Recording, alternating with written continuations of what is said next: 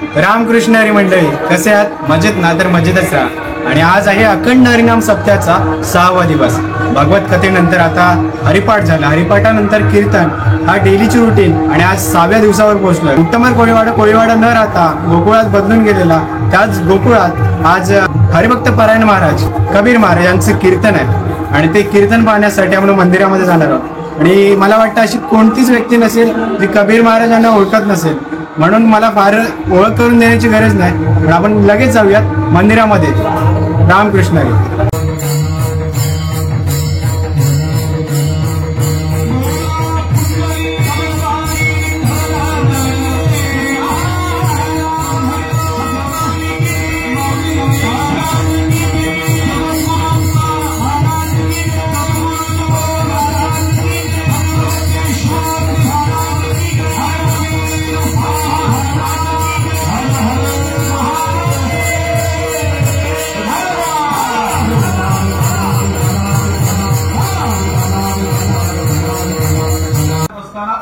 जगदुद्धाराची विनंती माऊली ज्ञानोबारांच्या चरणाजवळ करतायत. पहिला मुद्दा एक आणि दुसरा मुद्दा असा आहे, हा अभंग उपदेशपर नसून विनंतीपर आहे.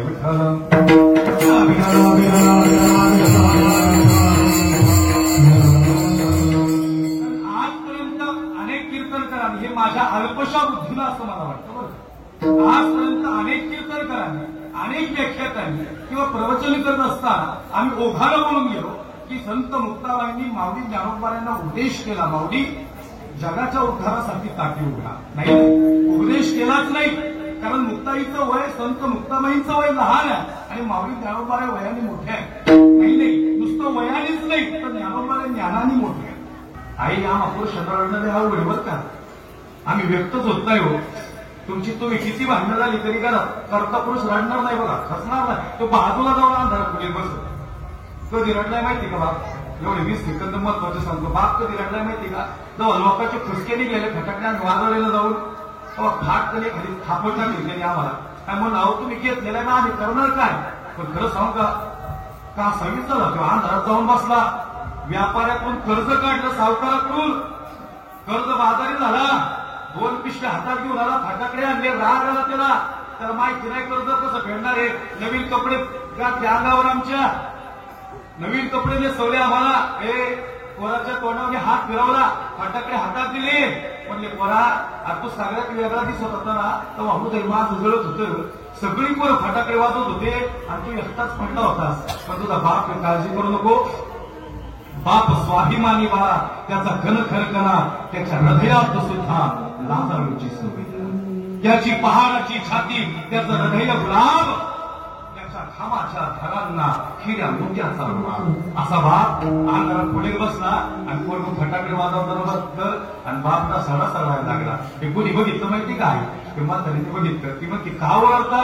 सगळ्यांना कपडे आणले, तुमचा ड्रेस. तो म्हणतो काय म्हणतो माहिती का? माझ्या मापाची कपडेच नव्हती बाजारात. अरे दादा, त्याच्या मापाची कपडे होती बाजारात, पण त्यांनी कपडे आणले असती तर घरातला एक व्यक्ती वंचित राहिला असता. म्हणून त्या शब्दाचा अर्थ म्हणजे बाप आहे. लक्षात, बाप आहे त्याच्याकडे असंख्य आहे. आज मन दाखवून आलं, निघाले मायबाप, दोघंही निघाले, गेले, देहांत प्रायश्चित्त घेतलं. गेले आईबाप निघून. मग आता इथं बसणाऱ्या सगळ्यांना माझा एक शेवटचा प्रश्न आहे, जर देहांत प्रायश्चित्त घेतलं तर मग या ठिकाणी समाजाने प्रेम दिलं पाहिजे का नाही दिलं पाहिजे? आणि गोडभर पाणी दिलं पाहिजे का नाही दिलं पाहिजे? समाजाला कोणीतरी हे धुळीत पीठ टाकलं पाहिजे का नाही पाहिजे? हे सगळं प्रेम दिलं पाहिजे होतं, पण उलट झालं. शेवटचा मिनिट आहे का? उलट झालं साहेब. आणि आईबापने निघून गेल्यानंतर असंख्य त्रास झाला. लोक धुळीत पीठ टाकत नव्हती. ज्ञानोबाराई एकटे पडत होते. निवृत्ती दादांचे डोळे भरून येत होते. आईबापाची आठवण वेळोवेळी दाखवून येत होती. ऐकायला दादा, निवृत्ती दादा, सोपान काका, मुक्ताबाई, ज्ञानोबाराय एक दिवस उपाशी राहू लागले. आज राहत नव्हतं. खऱ्या अर्थानं अंतकरण दाखवून येत होतं. भाकरी मिळायची एक, ऐका एक भाकरी 4 तुकडे करायची. मुक्ता रक्षाबंधन जवळ आले, एक महिला मंडळ तुम्ही ऐका. एक भाकरी होती, एक भाकरीचं पीठ लोक एक टाकायची, एक भाकरी करायची, त्याची 4 70 तुकडे करायची. निवृत्ती दादाच्या ताटात एक, सोपान काकाच्या ताटात एक, ज्ञानोबारांच्या ताटात एक. बसलेल्यांना मी प्रश्न विचारला, आई टोपलं कधीच पोरांच्या समोर ठेवत नाही, मागं ठेवती भाकरीचं टोपलं. स्वतःच्या ताटात भाकरीच नाही घेतली. मुक्ताबाई म्हणती ज्ञानदादा तुम्ही जीवन घ्या टोपल्यात ते भाकरी. अरे पण एकाच भाकरीचं पीठ दिलंय लोकांनी. स्वयंपाकाला म्हणतात मुक्ता अरे मी बघितलं बाई तुझ्या ताटातली भाकरी मी तू आमच्या ताटात टाकली. एक सांगू का लई हिस्सी होती लई जमीन तुला मिळवतात एकमेकाचा. पण गेलेले भाऊ बहिणीचं प्रेम परत नाही मिळत बरं का. एकदा बहीण गेली ना आणि मग भावाला विचारा बहिणीचं प्रेम काय असतं जी बहीण आईची जागा घेते. एकदा भाऊ गेला ना तो भाऊ बापाची जागा घेतो ना त्या भावाला विचारा काय प्रेम असतं त्या बहिणीला विचारा त्या भावाचं प्रेम. कुठे चाललास आज रोखू नका. आज माझ्या मुक्ताबाईला भूक लागली. आज माझ्या मुक्ताला भूक लागली. आज आम्ही तुम्हाला माफ करणार नाही तर याने काय तुझ्याकडं आज झालं किती आघात करताल. तुमच्यामुळे आमचे आईबाप निघून गेले. ब्रह्मवंद सभेत तोही निर्णय घेला देहात प्रायश्चित्त. ज्ञानोबांचा पुत्र असताना शांत झाला. आणि ज्ञानेश्वरी सारखा सर्वश्रेष्ठ ग्रंथ लिहिण्याचं सामर्थ्य त्यांच्याकडे अमृतानुभव सामर्थ्य आहे. चांगले उपासष्टी हरिपाठ ज्यांनी आमच्या समोर ठेवला त्या ज्ञानोबांनी मनात आणलं असतं तर ब्रह्मवंद सभा बरखास्त केली असती. माऊली सांगतात आज थांबा. नाही थांबलं कोणी. झोळीवर उडी घेतली बाबा पीठ मातीत टाकलं आणि पिठावर पाय ठेवला. माऊलींच्या हृदयावर पाय पडला. माझी मुक्ता पाण्यावर ती माझी गेली. तसेच हलक्या हाताने गोळी घेतली. कठीण रडणारे ज्ञानोबांचे डोळे वर झाले होते. हे सगळ्यात भयानक होतं. न रडणारा माऊली ज्ञानोबा आज डोळे भरून आले. मुक्ता म्हणती दादा अरे भूक लागली बाबा. अरे किती वेळ झाला. झोळी टाकली आणि ज्ञानोबांनी ताटी लावून घेतली. ऐका माऊलींनी ताटी लावून घेतली. मुक्ताला कळेना दादा हे दारूवर. अरे काय झालं. अरे बोल माझ्याशी. अरे भूक लागली मला. मग ती झोळी उचलली आणि मुक्ताबाईंनी झोळीकडे पाहिलं. झोळी मोकळी राहिली. एक लाखातलं वाक्य सांगतो जे आमचं चरित्र सांगून आमच्या झोळ्या भरतात ना त्या ज्ञानोबाईंची झोळी मोकळी समाजाने ठेवलेली. माऊलीचा अधिकार मोठा होता पण माऊली शांत झाले. दाटी उघडत नाही. दादा ऐक ना बाबा. झोळी पाहिली. मुक्ताबाईचं अंग थरथरायला लागलं. समजत नव्हतं काय करावं. ज्ञानी माणसांना त्रास झाला की जी तत्वी माणसं ती सहन करत नाहीत. ती स्वतःला काहीतरी करून घेतात. ज्ञानोबांनी ताटी लावून घेतली. नाभी कमलाला आदेश दिला. नाभी कमलातून प्राण खऱ्या अर्थानं बाहेर यावं लागला. वायू तत्वाला आदेश दिला. वायू तत्वाने नाभी कमलात प्रवेश केला आणि नाभी कमलातला प्राण माऊलींच्या गळ्यापर्यंत आला. घरांचा गडगड वाऱ्यांचा सुळसुळा झाला. पावसाची रिमझिम सुरू झाली. वातावरणात बदल झाले आणि निवृत्ती दादा म्हणतो मुक्ता काय चाललंय. अरे हे दादा अरे ज्ञानोबा ताटी उघडत नाही. दादा ताटी उघडत नाही. बघ ताटी उघडून दिली. मी सांगितलं मला नाही भूक लागली नाही जेवायचं. दादा ऐकत नाही. निवृत्ती दादा म्हणतात मुक्ता अरे मला कशा पैसा ही ताटी उघडायचं सामर्थ्य आमच्यात कुणाच्यात नाही. मी गुरु आहे त्याचा. मी ज्ञानोबांचा गुरु आहे. पण नाभी कमलातून प्राण बाहेर काढणारा या जगाच्या पाठीवर फक्त ज्ञानोबा आहे. गळ्यापर्यंत प्राण आलाय म्हणून वाऱ्यात बदल झालाय. म्हणून वायू तत्व बदललंय. या ठिकाणी वाऱ्याचा सुसुळा सुटलाय. पण आता पावसाचं वातावरण नाही तरी पाऊस पडतोय. मुक्ता आणि कोणीतरी योगी कोटलेला आहे.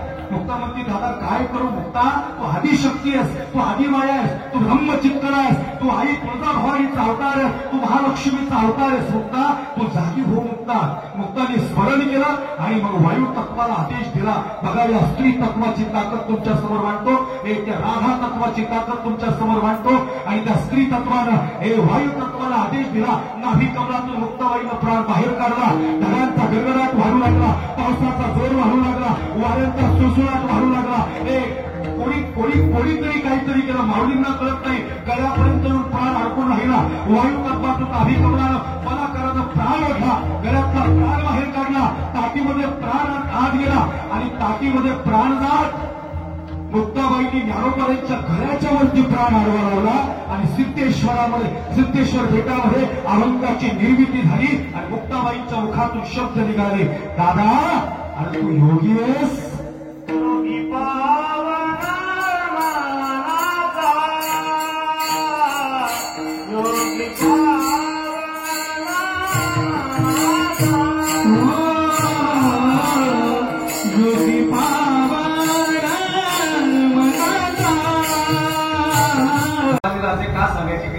कीर्तनात देव आणि संत सांगतात पण राजे होते म्हणून मंदिरातील देव शिल्लक आहे म्हणून राजे सांगायचे.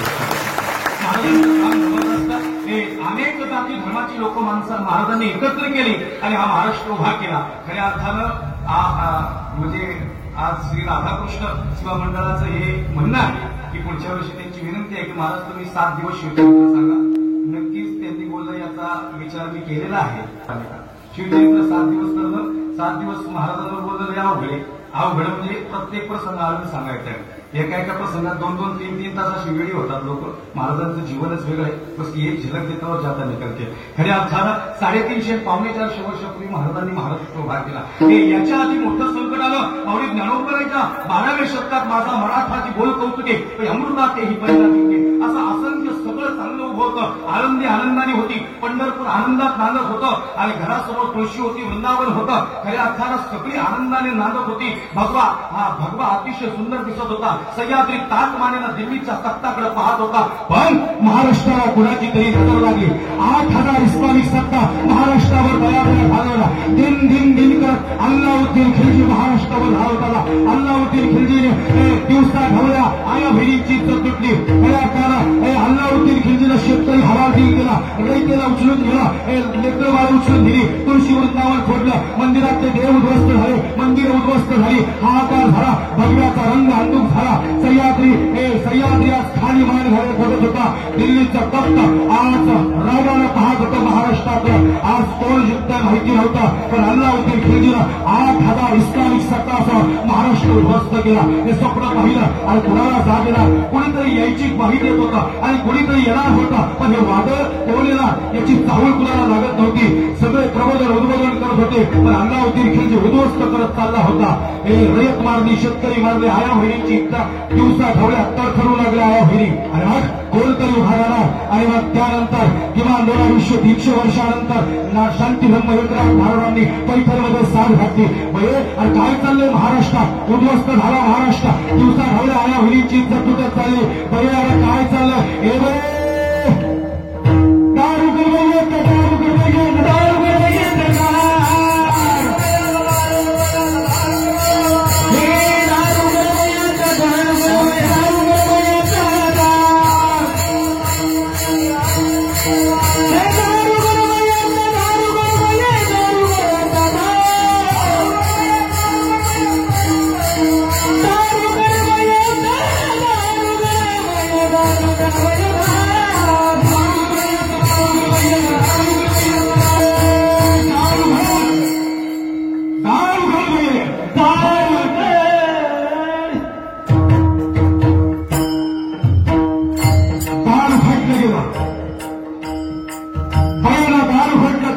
जिल्ह्यामध्ये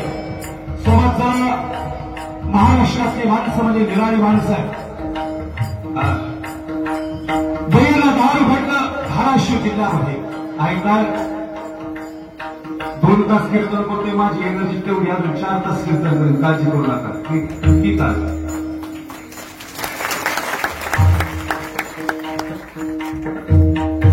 बैला दारू घडलं धाराशिव जिल्ह्यामध्ये. भूमपरांडा तालुका धाराशिव, उस्मानाबाद नाही बरं का, धाराशिव. अहमदनगर नाही, अहिल्यादेवी नगर. औरंगाबाद नहीं, संभाजीनगर. भाई इस भारत में रहना पड़ेगा ना, तो भारत माता के लिए बोलना पड़ेगा. भारतात राहावं लागेल तर तिरंग्याला सॅल्यूट करावा लागेल, भगव्याला नमन करावं लागेल, धर्मवीर शंभू राजांसमोर आणि आमच्या शिवबासमोर झुकावं लागेल, तर महाराष्ट्रात राहावं लागेल. नमाजीची टोपी घालून भासणारा मुस्लिम समाजाचा मित्र आहे, पण त्याच्या डोक्यात जिहाद आहे, तो दुश्मन आहे, लक्षात घ्या.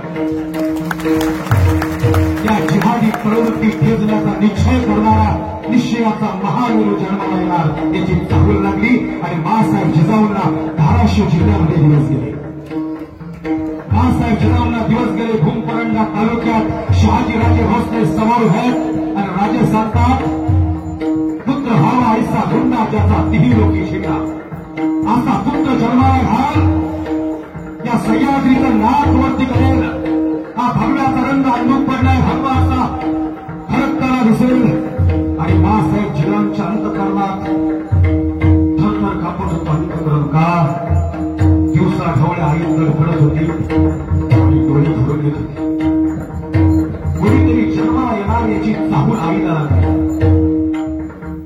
शहाजीराजेंनी स्वराज्याची संकल्पना पाहिली आणि बाळासाहेब जिजाऊंचे डोळे आज भरून येत होते. शिवनेरीवर आईला घेण्यात आलं, जिथं प्रचंड सुरक्षा आहे. शिवनेरीवर चोखडगड जबरदस्त. वा ज्ञानोबा क्या बात. कार्यकर्त्यांनी लक्ष द्यायचं. शिवनेरीवर मासाहेब जिजाऊंना नेण्यात आलं. शिवी मासाहेबांना विचारते, मासाहेब या अवघडल्या सवघडल्या वातावरणात काही हौशी वाटतं का मासाहेब? पहिला मंडळ डोहाळे म्हणतात त्याला. डोहाळे लागले असतील बघा. माती खायचे डोहाळे नाही लागले, आंबट खायचे डोहाळे नाही लागले. माती खायचे डोहाळे लागले की दगडू पोरग जन्माला येतो. डोहाळे कसले लागले? मासाहेब काही खावंसं वाटतं? आई साहेब सांगतात, लक्ष्मी आणि तुळशी वृंदावरून रमली आपल्या डोळ्यासमोर आणि शेतकरी रडत बसताय. लहान लहान लेकरं व्याकुळ झालीत, मायबाप उचलून नेले. आणि हे लक्ष्मी समोर आई तडफडतीये, लेकरा समोर आई मारली आणि तू म्हणते डोहाळे कशाचे लागले?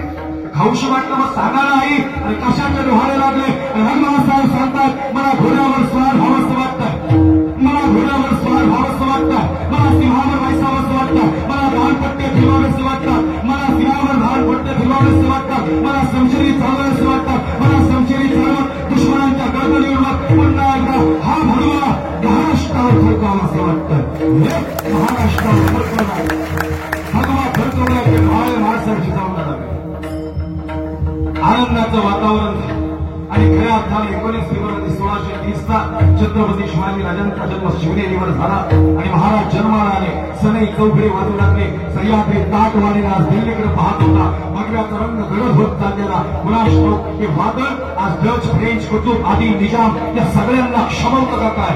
आज सगळी शांत झाली. कुतुब दिसाना, निजाम दिसाना, आदिल दिसाना, सगळी माणसं शांत झाली. फक्त शिवबा आणि शिवाजी, शिवाजी तो आयुष्यभर खेळला जीवाशी, तो शिवाजी पुढे. आणि वैभव बाबा छत्रपती शिवाजीराजे जन्माला आले आणि ऐका, महाराजांनी खऱ्या अर्थानं कार्य सुरू केलं. समशेरी चालवायला शिकले, दानपट्टे चालवायला शिकले. मासाहेब जिजाऊंना आनंद वाटला, माझा शिवबा जो जीवाशी खेळला ना तो शिवाजी समोर आहे. आणि मग छत्रपती शिवाजी राजांचा विवाह करण्याचा ठरलं. आता खरंच 2 मिनिटात त्याच्यावरती जात नाही. तुम्ही कुणी सांगा याचा मला आनंद वाटतो. माझ्या बेटाचा रुग्ण या पोटातली आतडे वळवळ करते, तेवढं सोपं नाही. पारेकर साहेब भेटताना सुद्धा बोलताना शिवचरित्र सांगताना, डॉक्टर साहेब आता तुम्ही डॉक्टर तुम्हाला माहिती नाही, इकडं बोलायचं इकडं ताण पडतो ना, ते सोपं ताण नाही. पण राजा तानातच सांगितलं पाहिजे तर राजा सांगण्याची मजा आहे. तो मुळमुळीत आवाज सांगण्याचा वय वर्ष झालं 10. कथेचा पूर्वार्ध घ्या, त्याचा उत्तरार्ध वेगळा आहे. वय वर्ष झालं 10 आणि महाराजांचा पहिला विवाह झाला निंबाळकर घराणं, प्रतिष्ठित घराणं. मासाहेब सांगतात, लग्न किती झाली माहितीये? छत्रपती शिवाजीराजांची 8 लग्न झाली. प्रश्न पडेल, हम लोग हमारे लोग 8 लग्न. मासाहेब जिजाऊ सांगता, शिवा हे जाधव घराणं आपले मुघलांना जाऊन मिळेल, हे मोरे घराणं आपलं मुघलांना जाऊन मिळेल, हे मोठे घराणं निष्ठावान घराणं पहिल्यापासून हे मुघलांना आदिल शहीला निजाम शहीला जाऊन मिळेल. शिवा ही माणसं एकत्रित केली पाहिजे. आई तुझी युक्ती म्हणजे ग्रेटच आहे, पण मी 8 लग्न नाही करू शकत. आई शिवा ऐकावं लागलं. पहिला विवाह निंबाळकर घराणं, फलटणचं घराणं. मुधोजी निंबाळकरांची कन्या महाराणी सईबाई अर्थातच धर्मवीर शंभूराजांच्या आई साहेब पहिला विवाह करण्याचं ठरलं. शिवराजांनी खऱ्या अर्थाला पहिला विवाह ती मुधोजी निंबाळकरांची मुलगी म्हणती, आहो साहेब छत्रपती आम्हास खूप आवडले, आम्हास त्यांच्याशी लगीन करायचंय. मुधोजी निंबाळकर तुमची मुलगी आम्हाला आवडली. मुधोजी सांगतात, आई मुलग्या द्यायला काहीच नाही. अहो साहेब काहीच नाही आमच्याकडं. मुधोजी काहीच देऊ नका, फक्त एक वचन द्या. मुधोजी सांगतात, दिला आई वचन, सांगा काय? शेवटपर्यंत या स्वराज्याशी एकनिष्ठ राहा. हास्य एवढं द्या होत्यामध्ये एकनिष्ठ म्हणावा. आता एकनिष्ठ शब्द मात्र झालेला आहे बरे. आता निष्ठा राहिली नाही, आता निष्ठानिष्ठी सुरू झाली. दक्षिण विनायक निष्ठावान ती माणसं. मोहिते घरानं दुसरं लग्न करणार परत आलो तर नक्कीच सांगत. आता प्रसंग लई लांब झालेला आहे. कर्नाटकमध्ये दुसरं लग्न झालं मोहिते घरानं. मोहिते घराण्यातला खऱ्या अर्थानं मोठा इतिहास आहे. बापासमोर लग्न हवं म्हणून मोहिते घराणं दुसरं लग्न कर्नाटकमध्ये केलं आणि महाराजांनी अशी अनेक आठ लग्न केली आणि सगळी माणसं एकत्र केली. चला सोबत शेवटचा मिनिट घेतो आणि सेवेला पूर्णविराम देतो. तानाजी मानेसरेंसारखी महाराजांनी माणसं सोबत घेतली, शिवा काशीसारखी माणसं महाराजांनी सोबत घेतली, बाजी प्रभू देशपांडेंसारखी माणसं महाराजांनी सोबत घेतली. ही अनेक माणसं सोबत राजांच्या पोटी खऱ्या अर्थानं हे आज तानाजी मालुसरे, शिवा काशी हे अनेक माणसं राजा सांगतायत. एक एक माणसाला उभं केलं, मोठ्या संकटाला स्वतः राजा गेला. कधी आलो असतो तर तानाजी मालुसरे सांगितलं असं. तानाजी मालुसरे सांगणं सोपं नाही. पोराचं लग्न सोडून तो कोठाण्यावर गेला होता. अरे राजा सांगतात येता हा कशापायी हे कशापायी राजा. अरे होईल की माझ्या पोराचं लग्न राजा, राजा होईल की माझ्या पोराचं लग्न राजा. पण ऐकायला राजा आधी लगीन कोठाण्याचा आणि मग माझ्या आईवाच, आधी लगीन कोठाण्याचा आणि मग आईवाच.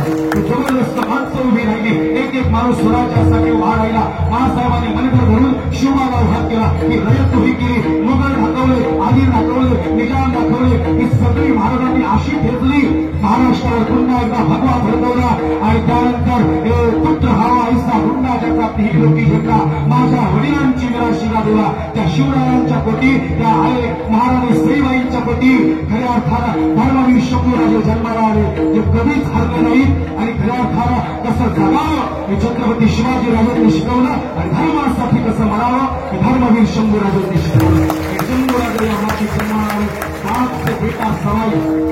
बापापेक्षा पोरग लय खतरनाक होतं, लय खतरनाक.